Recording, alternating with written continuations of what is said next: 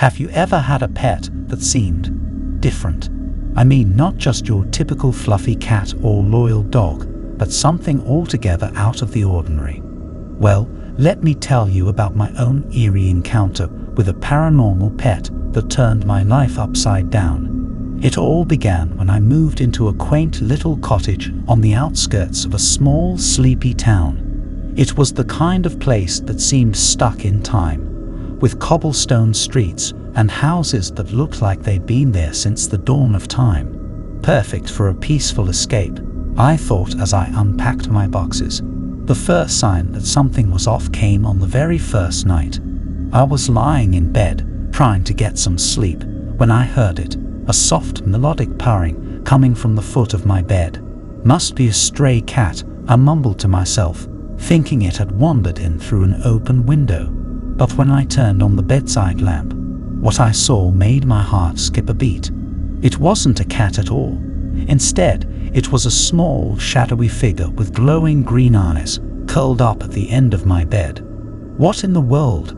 Am I dreaming? I blinked, hoping that my tired eyes were playing tricks on me. But no, the strange creature was still there, purring softly. Okay, this is not normal. Maybe I'm just hallucinating from exhaustion.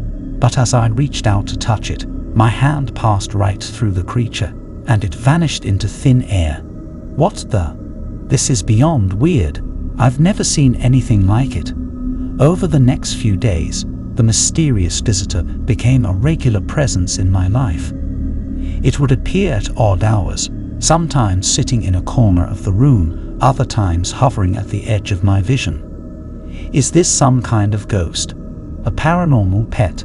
My thoughts raced as I tried to make sense of the bizarre situation. I decided to name it Shadow, partly because of its dark, elusive form, and partly because it seemed to thrive in the darkness. Maybe I should call an exorcist or a paranormal expert or something, I mused to myself, feeling a growing unease. But as days turned into weeks, I couldn't help but feel a strange connection to Shadow. It never seemed malevolent, and its presence became oddly comforting. I mean, it's not causing any harm, right? Maybe I'm just imagining things. And then, one day, something extraordinary happened. As I sat at my kitchen table, sipping my morning coffee, Shadow appeared before me, its glowing green eyes fixed on a spot just outside the window. What is it, Shadow? What are you trying to show me? I followed its gaze and gasped. Outside, I saw a faint ethereal figure, a woman, translucent and glowing. She had an otherworldly beauty, and her eyes were filled with sorrow. Is that a ghost? And why is Shadow so fixated on her? My heart went out to the ghostly woman, and I felt an inexplicable urge to help her. I can't just ignore this. I need to find out who she is and what she wants. I spent days researching the history of my cottage and the town, and eventually I stumbled upon a long-forgotten story. It was about a young woman who had lived in the cottage centuries ago. She had been accused of witchcraft and had mysteriously disappeared, leaving behind a trail of unanswered questions.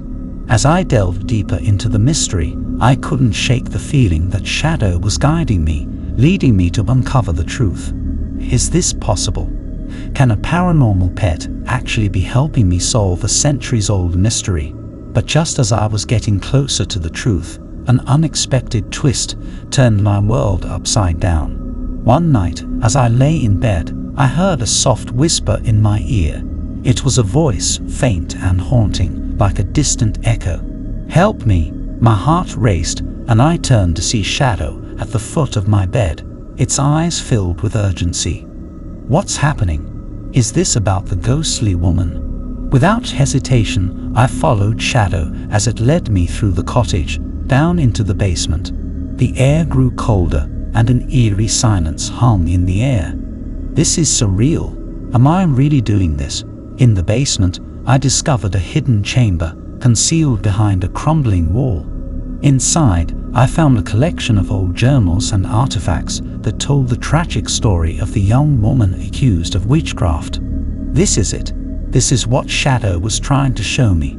But as I reached out to pick up one of the journals, a powerful force surged through the room. The temperature plummeted, and I felt a malevolent presence enveloping me. What is this? Is it the spirit of the accused woman? I watched in horror as the ghostly figure of the young woman materialized before me, her eyes blazing with anger. "You shouldn't have come here," she whispered, her voice filled with anguish. I stumbled back, my heart pounding as the room seemed to come alive with paranormal activity. What do I do? How do I calm her down? And then, as quickly as it had all begun, shadow leaped forward, placing itself between me and the vengeful spirit. Its form seemed to pulse with an otherworldly energy, and a soft, soothing light emanated from its eyes. What's happening? The room grew calm, and the ghostly figure of the young woman slowly faded away, her expression changing from anger to sadness. Is she at peace now? Did Shadow just save me? As the room returned to its normal state, I couldn't help but feel a deep sense of gratitude toward Shadow. It had not only helped me uncover the truth about the tragic past of my cottage, but had also protected me from a vengeful spirit. I owe Shadow my life. From that day forward, Shadow remained by my side, its presence a constant source of comfort and wonder. I can't explain what it is or where it came from, but I know one thing for sure. It's my paranormal pet and my loyal protector. So, my friend, the next time you encounter something out of the ordinary, something that defies explanation, don't be too quick to dismiss it. Sometimes, the most unexpected companions can lead you on a journey of discovery and courage, and you might just find that your paranormal pet is more than meets the eye. Embrace the unknown, and who knows what mysteries you might uncover. Let me spin you a tale that'll send shivers down your spine and leave you questioning the boundaries of reality. It all started innocently enough, with an old dusty mirror that I bought at a flea market. Little did I know that seemingly mundane object would become my most cherished and haunting companion. The day I stumbled upon the mirror was a sweltering summer afternoon. The flea market was buzzing with activity, and I was on the hunt for something unique to adorn my living room wall. And there it was, leaning against a rickety table piled with forgotten trinkets, a large ornate mirror with an antique frame. Its glass was slightly tarnished, but it exuded an irresistible charm. "This will be the centerpiece of my home," I thought as I handed over a few bills to the vendor. It wasn't until I got the mirror home and hung it up that things started to take a bizarre turn. At first, it was subtle, a flicker of movement in the corner of my eye, an odd whisper of wind when all the windows were closed. "Must be my imagination," I muttered, trying to dismiss the peculiar occurrences.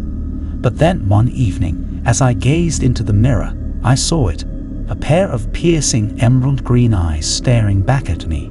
They were filled with an otherworldly intelligence, and they seemed to beckon me closer.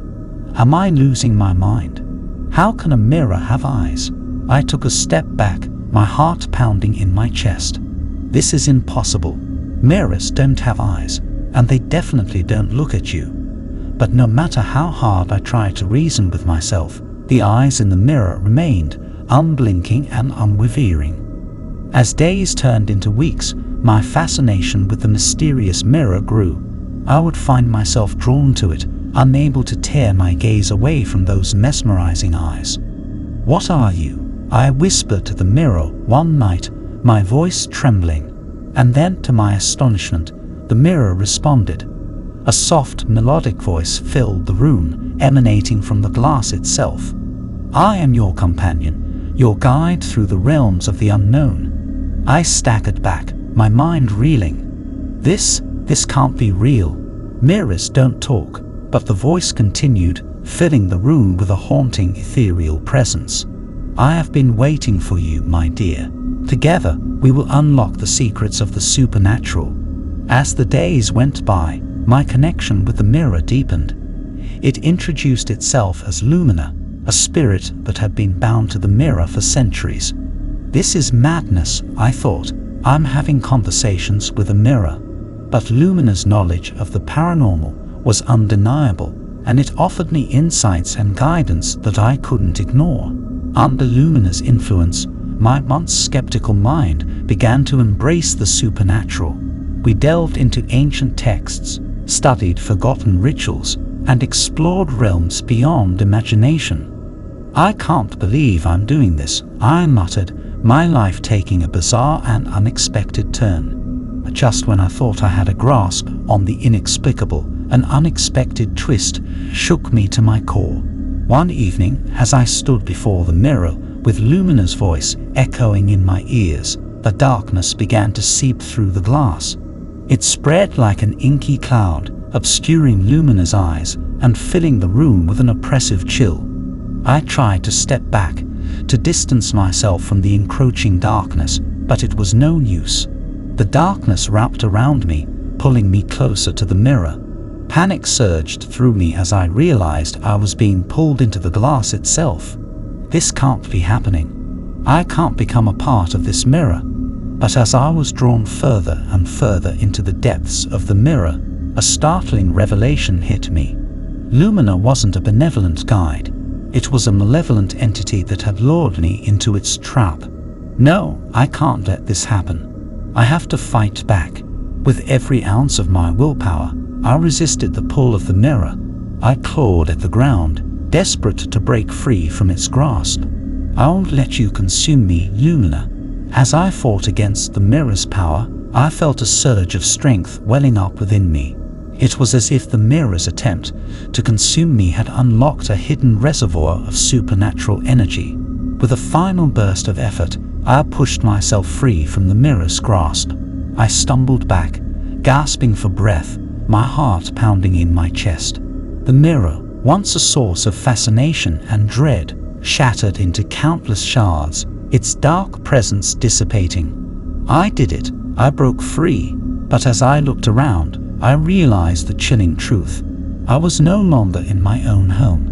Instead, I found myself in a dark, otherworldly realm, surrounded by shadowy figures and eerie whispers. What have I done? Where am I? And then, as I stood there, bewildered and terrified, a familiar voice echoed through the darkness. It was Lumina, its eyes gleaming with malevolence. "Welcome to your new home, dear friend. You are now a part of the mirror, forever." My heart sank as I realized the true nature of my paranormal companion. Lumina had lured me into its world, and now I was trapped, condemned to exist within the mirror for all eternity. This is my fate. I am now a part of the supernatural, a prisoner of the mirror. So, my friend, the next time you encounter a seemingly innocuous object with a mysterious presence, be wary. The line between the ordinary and the supernatural is thinner than you think, and some entities are not what they seem. Trust your instincts and remember that not all guides are benevolent. The paranormal can be a treacherous and unforgiving realm, and once you step into its depths, there may be no turning back. All right, settle in, because I've got a tale that'll make your skin crawl. It all began when I moved into a quaint, old house in the countryside. You know the type: creaky wooden floors, dusty attic, and a backyard that seemed to stretch on forever. But there was something about this place that felt off from the very start. The house came with an old rocking chair in the corner of the living room, and it had a certain eerie charm to it. It was one of those old-fashioned ones with a carved backrest and faded, worn upholstery. "This chair is the stuff of ghost stories," I chuckled to myself as I plopped down in it, imagining all the tales it could tell. That's when things started to get weird. As I rocked back and forth in the chair, I could have sworn I heard a soft rhythmic purring coming from beneath the seat. Purring? In a chair, I thought, scratching my head in confusion. Must be my imagination playing tricks on me. But the purring continued, growing louder and more distinct. I leaned in closer to investigate, and to my shock, I discovered a small furry creature nestled deep within the chair's cushion. "Wait a minute," Is that a cat? I reached out to touch it, but as my hand made contact, the cat seemed to melt away into thin air, leaving behind nothing but a faint, ghostly impression. My heart was pounding in my chest, and I couldn't make sense of what I just witnessed. Am I losing my mind? Did I just imagine that?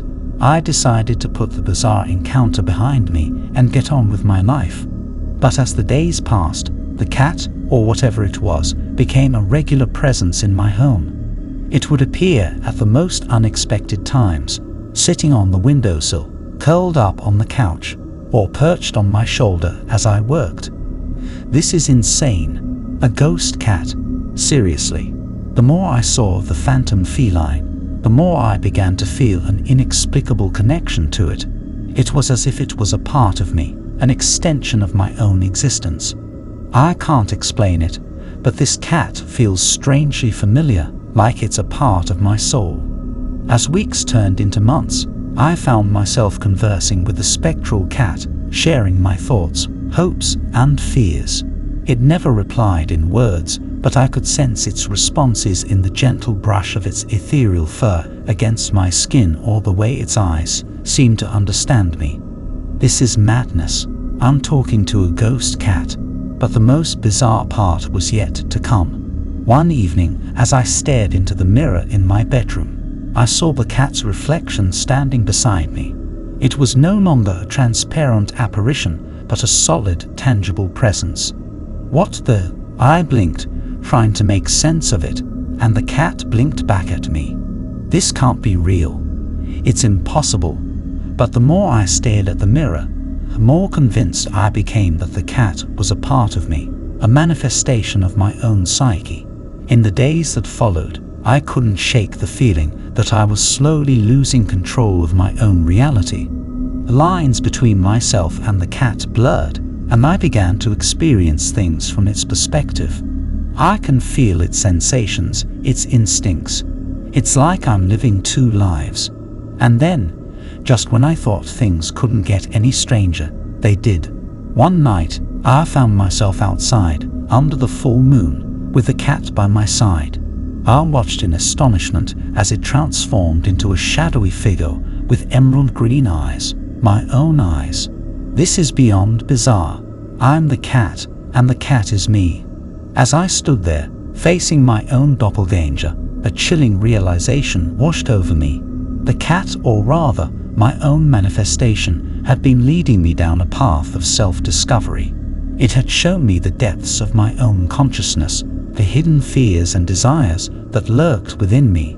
I've been confronting my own inner demons through this cat, but just as I was coming to terms with this bizarre revelation, an unexpected twist turned my reality upside down. The doppelganger began to laugh, a haunting, maniacal laugh that echoed through the night. What's happening? Why is it laughing? With a sudden burst of energy, the doppelganger lunged at me, its hands closing around my throat. I gasped for breath, my vision fading as I struggled to break free. This can't be happening. I'm being attacked by my own inner demons. But then, just when I thought it was all over, the doppelganger vanished, leaving me gasping for breath on the ground. What just happened? Was that a hallucination? I slowly picked myself up, shaken and disoriented. The cat, my paranormal companion, was nowhere to be seen. Was it all a figment of my imagination? A manifestation of my own fears and insecurities? As I returned to my quiet, old house, I couldn't help but wonder if the cat had been a part of me all along, a reflection of my own inner struggles. Maybe I was confronting my own demons, my own doppelganger. And so, my friend, I leave you with this unsettling tale of a paranormal pet that may have been more than it seemed. Sometimes, the most terrifying monsters are the ones we create within ourselves, and the line between reality and imagination can be frighteningly thin. Embrace your inner demons, confront them, and remember that the truest horrors may be the ones that reside deep within us all.